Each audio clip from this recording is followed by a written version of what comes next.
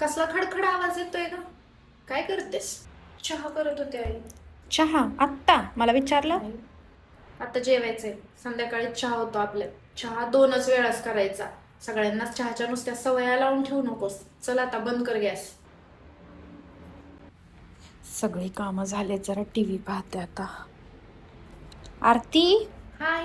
लग्ना अगोदर फक्त टीव्ही पाहिलाय का? काम कर जरा घरातलं. करते. टीव्ही काय बघत बसलीयस ग? हा, टीव्ही काय बघतीयस? अगं जा, कपड्यांच्या घड्या बिड्या घाल. माहेरी पण अशीच निवांत बसायचीच वाटतं. काय वळणच नाही. सगळं मला शिकवायला लागणार आहे बाय. तू ना जरा माहेरच्या सवया बंद कर.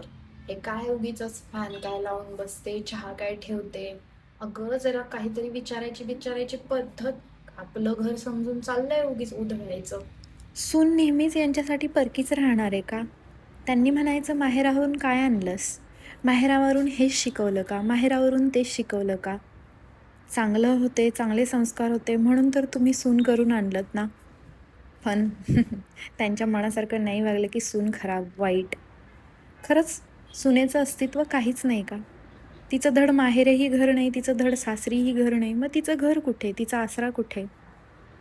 का काहीच नाही, फक्त तिने वनवन भटकत राहायचं आणि ऐकून घेत राहायचं. हे तिकडून शिकून आली का, हे इकडून शिकून आली का, बस.